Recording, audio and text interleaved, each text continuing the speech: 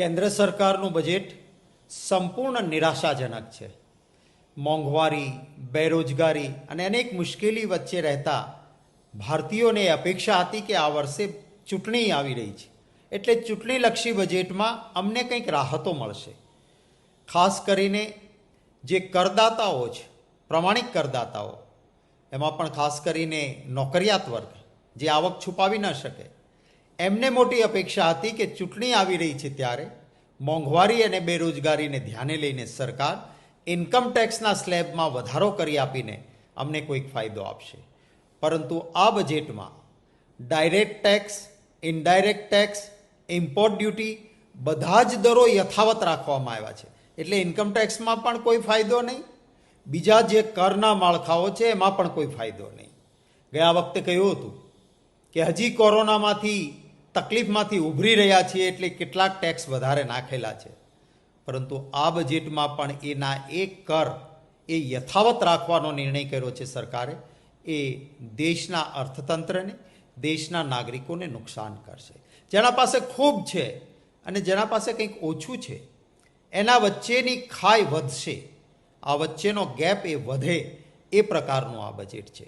ખાસ કરીને જો આપણે ગુજરાતના સંદર્ભમાં જોઈએ તો આપણા ગુજરાતમાં અનેક યુવાનો એ હીરા ઘસવાનું કામ કરીને રોજીરોટી મેળવે છે. કેટલાક હીરાના કારખાનાદારો, કેટલાક એના વ્યવસાય સાથે જોડાયેલા લોકોને રોજી મળે છે. આ હીરા ઉદ્યોગ સાથે સંકળાયેલા લોકોની માંગણી હતી કે અમારી જે ઇમ્પોર્ટ ડ્યુટી હીરાની છે એ 50% કમસે કમ ઘટાડવી જોઈએ, કારણ કે મંદીનો માહોલ છે, અમારે વિશ્વના બજારમાં ટકી રહેવા માટે ઇમ્પોર્ટ ડ્યુટી ઘટાડો. મેં પણ આપણા પ્રધાનમંત્રીશ્રીને પત્ર લખ્યો હતો કે આપ પણ ગુજરાતના છો, ત્યારે હીરા ઉદ્યોગને ફાયદો થાય એટલા માટે મંદી છે એવા સંજોગોમાં ઇમ્પોર્ટ ડ્યુટી એ 50% ઘટાડજો. આ બજેટમાં 1% પણ ફાયદો હીરા ઉદ્યોગને થાય એ રીતે ઇમ્પોર્ટ ડ્યુટી ઘટાડી નથી. એવી જ બીજી માંગ અલંગ શિપ બ્રેકિંગ યાર્ડ, એમની વાત છે કે બહારથી સ્ક્રેપ એટલે કે બહાર ક્યાંય દેશમાં કોઈ શિપ બ્રેક કર્યું હોય, ભાંગ્યું હોય અને એનો ભંગાર લાવે, એનું લોખંડ લાવે, તો એના ઉપર જો તમે કસ્ટમ ઝીરો રાખો, ઇમ્પોર્ટ ડ્યુટી ઝીરો રાખો અને અલંગમાં શિપ લાવીને ભાંગે, તોડે, રોજગારી આપે, એના ઉપર જો દર વધારે રાખો તો ક્યારેય આ ઉદ્યોગને ફાયદો ન થઈ શકે.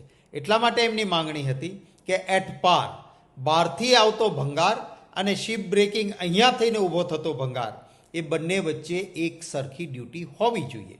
મેં પણ આની વારંવાર માંગણી કરી હતી, પરંતુ આજના બજેટમાં આના ઉપર કોઈ પ્રકાશ પાડવામાં નથી આવ્યો.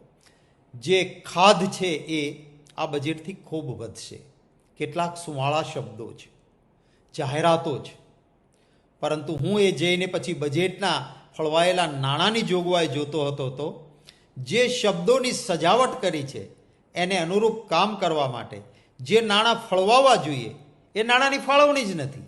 એટલે શું થવાનું કે આ શબ્દોની સજાવટ, ગમે એવા શબ્દો, સુવાળા શબ્દો એ પ્રવચનના શબ્દો રહેશે, પરંતુ લોકોને એનાથી ફાયદો જે થવાનો હોય એ ફાયદો નહીં થઈ શકે. અને એટલા માટે પણ આ બજેટ એ સંપૂર્ણ નિરાશાજનક બજેટ છે. મારે એ પણ કહેવું છે કે જે રેલવેની વારંવાર વાત આ બજેટમાં થઈ છે, ગતિની વાત થઈ છે, પરંતુ ગતિ કરતાં વધુ જરૂરી એ સલામતી છે. હમણાં રેલવેના અકસ્માતો વધ્યા. નિષ્ણાતોએ કહ્યું કે ફોલ્ટી સિગ્નલ છે, સિગ્નલમાં ભ્રષ્ટાચાર થયો છે, કેગે પણ કહ્યું, પરંતુ સલામતી માટેની કોઈ ચિંતા આ સરકારે કરી હોય એવું દેખાતું નથી. રેલવેમાં અગાઉ ઘણા વર્ષોથી વૃદ્ધો માટે, ચોક્કસ જરૂરિયાતમંદ વર્ગ માટે, પત્રકારો માટે રેલવેની મુસાફરીમાં સ્પેશિયલ રાહત આપવામાં આવતી હતી. એક ખાસ પ્રકારની રાહતના કારણે આ બધા લોકો સસ્તી મુસાફરી કરી શકતા હતા. કોરોનાના બહાના નીચે આ વ્યવસ્થા દૂર કરી હતી. હવે કોરોના તો જતો રહ્યો, હવે ક્યાં કોરોનાની અસર છે? ત્યારે આ વખતે રેલવેમાં ફરી વખત વૃદ્ધો, ચોક્કસ જરૂરિયાતમંદ વર્ગ અને પત્રકારો માટે મળતી એ સ્પેશિયલ સબસિડી, ચોક્કસ રિયાયત ફરી વખત શરૂ થાય એવી બધાની અપેક્ષા હતી. મેં પણ માંગણી કરી હતી કે આ શરૂ કરવું જોઈએ, પરંતુ એનો પણ આ બજેટમાં કોઈ ઉલ્લેખ નથી. અનેક લોકોની આશાઓ, ખાસ કરીને ખેડૂતો, નાના ઉદ્યોગકારો, મહેનતકશ લોકો, નાના વેપારીઓ, જીએસટીની મુશ્કેલીઓ, આ અંગેનો કોઈ ચોક્કસ પ્લાન, કોઈ ચોક્કસ યોજના કે રાહતો આ બજેટમાં નથી. આમાં બજેટ સંપૂર્ણ રીતે નિરાશાજનક છે.